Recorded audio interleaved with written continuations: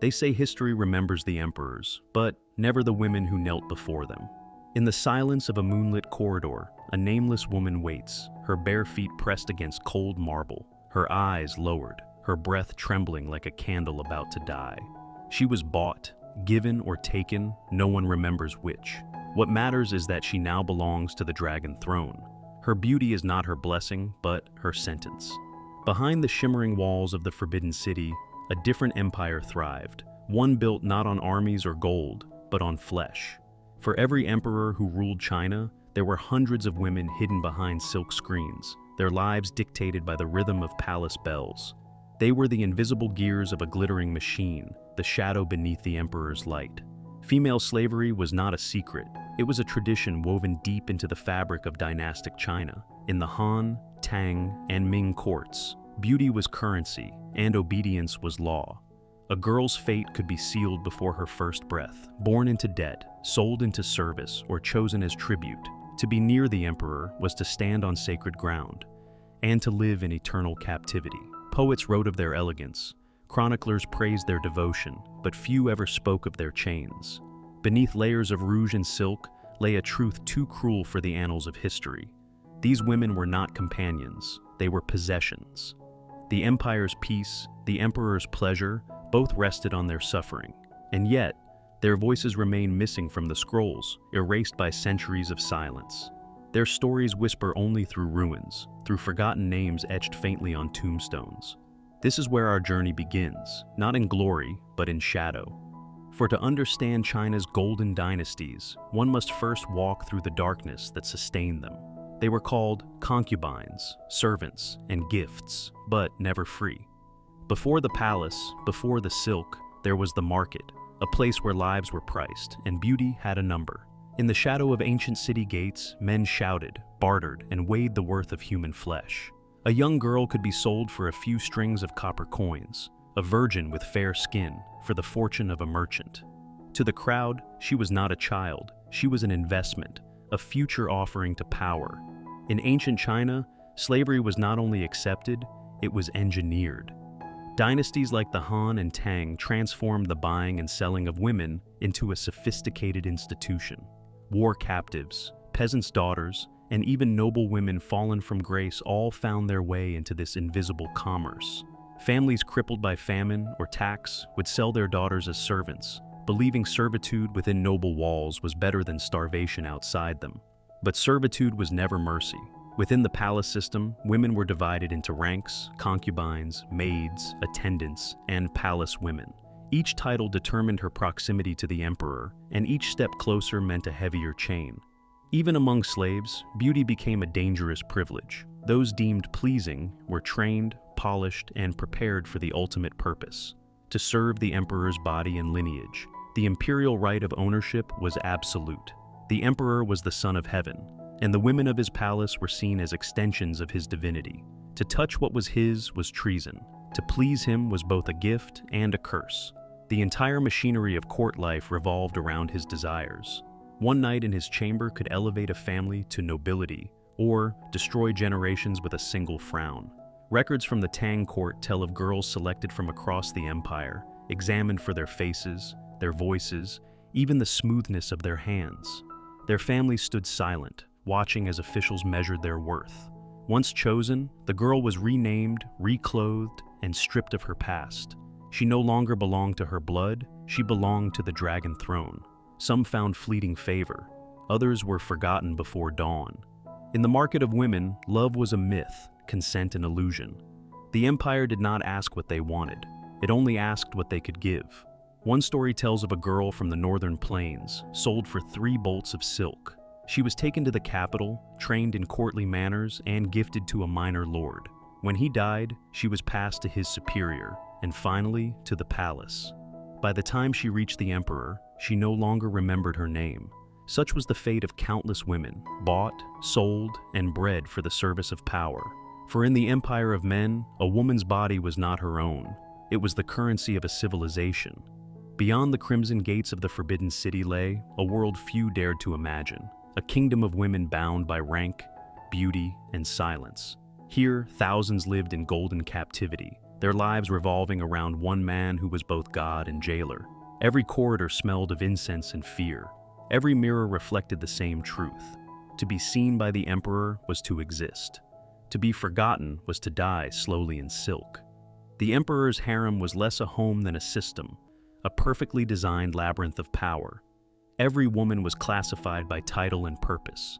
At the top stood the empress, the mother of the nation. Below her were ranks of consorts, noble ladies, attendants, and finally, the lowest, the palace maids, often slaves taken from the outer provinces. They cleaned, dressed, and obeyed. Their shadows were not permitted to touch the emperors unless chosen. To enter this world, a girl underwent the ritual of Xuan Nu, the selection of women. It was not unlike a livestock inspection. Imperial officials examined their teeth, skin, and posture. A single scar could mean rejection, while the right smile could decide destiny. Those chosen were taken inside the inner court, never to see their families again. The emperor's will decided who would rise, who would serve, and who would vanish. But survival within the harem was not guaranteed by beauty alone. It demanded silence, cunning, and perfect obedience. Each day was a performance, each gesture calculated. A misplaced word could be fatal. A jealous rival could whisper ruin. Surveillance was constant. Eunuchs listened behind screens. Attendants reported every emotion, and spies within the palace watched for treachery disguised as love. The women's quarters were ruled by envy. To catch the emperor's gaze was a blessing and a curse. For every moment of affection bred 1,000 daggers in the dark. Poisoned tea, silken nooses, and whispered accusations were common weapons. In this empire of flesh, sisterhood was a myth. Survival was solitary. Yet, these women were not merely playthings. They were instruments of politics. Their wombs held the empire's future, their loyalty its stability. An empress's influence could determine the fate of ministers. A favored concubine's word could destroy a dynasty. The emperor might have ruled the land, but within the Forbidden City, the true war was fought behind closed doors, between women who had nothing left but ambition. For the slaves and lower attendants, life was even crueler. They were punished for mistakes as small as breaking a vase or glancing too long at the wrong man. Many died unnamed, buried in shallow graves beyond the palace walls. Their silence was the foundation upon which the dynasty's beauty stood. And yet, within that suffocating opulence, some still dreamed of love, of escape, of being remembered. But dreams were dangerous. The emperor's affection was fleeting, and time, in the palace, was the slowest kind of death. When night fell over the jade rooftops, the same prayers echoed through the courtyards, not for freedom, but for survival. Because in the emperor's world, even love was an act of submission. In the Forbidden City, beauty could elevate, but disobedience could erase. Behind the gilded doors of the emperor's paradise, punishment was both ritual and warning. Every woman knew it. One mistake, one whisper of jealousy, one misplaced glance could turn silk into a shroud. The palace laws were merciless. To speak out of turn, to touch forbidden objects, to argue with a superior, each was a crime.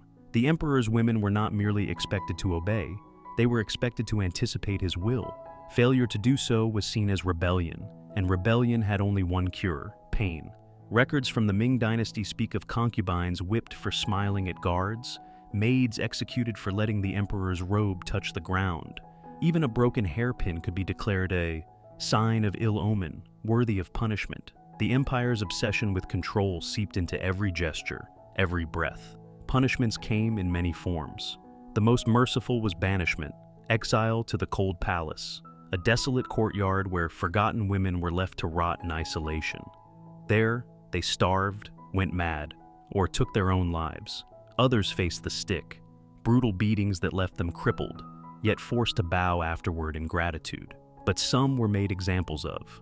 A concubine who insulted the emperor could be executed by slow strangulation with a silk cord, the same silk she once wore in luxury. If accused of infidelity, she might be poisoned quietly, her death recorded as illness. And if a favorite died suddenly, her maids could be buried alive beside her, to serve in death as they did in life. In tombs unearthed from the Han and Qin dynasties, archaeologists have found female skeletons bound together, their skulls crushed, a silent testimony to those buried with their masters. History remembers the emperors as divine, But beneath their shrines lie the bones of countless women who paid the price for divinity. Even within life, their torment was psychological. The emperor's affection was the only shield, and when it faded, so did protection. Rivalry turned to paranoia, and paranoia to madness. Many women began to police themselves, erasing emotion, suppressing thought, becoming perfect reflections of what the empire demanded: obedience without soul. One haunting story tells of Lady Qi, a concubine of Emperor Gaozu of Han. Once beloved, she fell from favor after angering the empress. She was mutilated, her limbs cut off, her eyes gouged, her ears and tongue removed. She was displayed in the palace garden, a living warning named the human pig. The message was clear: beauty could be divine, but disobedience made one less than human. This system thrived on fear, a quiet, calculated terror that ensured silence. The women learned to smile while dying inside, to flatter while trembling. Their tears were their last form of rebellion, hidden behind painted faces. And so, over centuries, the empire perfected the art of control, not through chains of iron, but through chains of shame. Silence became survival, and obedience became the only language the enslaved could speak. In the palace of submission, a few women learned to turn their chains into weapons. Beauty, once their curse, became their armor, and power, their forbidden salvation. Yet in a world built by men, every victory carried a shadow. Among these survivors was Lu Ji, the wife of Emperor Gaozu of Han. Once an obedient consort, she watched as other women threatened her place beside the throne. When the emperor died, Lu Ji struck first. Her rival, Lady Qi, the same woman mutilated into the human pig, was her vengeance incarnate. Through cruelty, Lu Ji secured her son's succession and ruled as Empress Dowager, her iron will shaping an empire that once sought to silence her. Power had freed her body, but corrupted her soul. Centuries later, another woman would rewrite history itself. Wu Zetian, a concubine of Emperor Taizong, began her journey as just another face among thousands. But she learned the palace's cruel rhythm, that affection was currency and intelligence, the sharpest blade. After Taizong's death, she returned as the consort of his successor, Gaozong, and through cunning, patience, and blood, ascended the throne, becoming China's only female emperor. Wu ruled with brilliance and brutality, using the same machinery of fear that once oppressed her. Her spies filled the palace halls, her enemies vanished in silence. To some, she was a monster. To others, she was the embodiment of vengeance, the woman who mastered the game built to destroy her. Yet even for these rare few, freedom was an illusion. Their power existed only within the emperor's world, borrowed from his name, bound by his laws. The palace had taught them that to survive, one must become the very thing they feared. Many concubines sought smaller rebellions, a whispered alliance, a poison slipped into tea, a love affair hidden in the dark. Each act of defiance, no matter how small, was a spark against an empire's suffocating night. They knew the cost, but they also knew something greater, that silence kills more surely than any blade. Over centuries, songs and poems twisted their stories, turning victims into villains, survivors into seductresses. But beneath the myths lies a darker truth. These women did not hunger for crowns. They hungered to be seen, to exist beyond a name in the emperor's registry. They learned the empire's cruelest truth. That power, too, was a form of slavery. Centuries have passed since the last concubine bowed before the dragon throne, yet their shadows still linger. The palaces have turned to museums, their halls silent, but the silence feels heavy, as if it remembers the cries that once echoed there. The world has changed, but not enough. The chains of obedience have been replaced by subtler forms: expectation, beauty, submission. Across Asia, in the whispers of arranged marriages, in the factories where girls labor for pennies, in the secret trafficking routes that still sell young women under false promises, the old empire breathes again. Its cruelty has evolved, hidden behind glass and progress. Even today, women are taught that their worth lies in pleasing, enduring, obeying. The palace walls may have fallen, but their spirit still haunts our mirrors, in every ideal of perfection, every silent compromise. Historians call the concubines victims of their time, but time alone did not build their prisons. Men did, and society, century after century, helped maintain the walls. To study them is not merely to look back, it is to see ourselves reflected in their suffering. So, we must ask, have we really broken those chains, or merely polished them to shine? Because freedom is not the absence of walls, it is the courage to remember what built them. In the quiet of the Forbidden City, beneath layers of dust and history, lies a truth that refuses to die. The women who lived and perished there were not just slaves or lovers, they were witnesses. Their stories, once silenced, now rise like smoke through time. And as a single silk ribbon drifts through the air, untied, weightless, free, it carries with it a whisper from the past. We were here.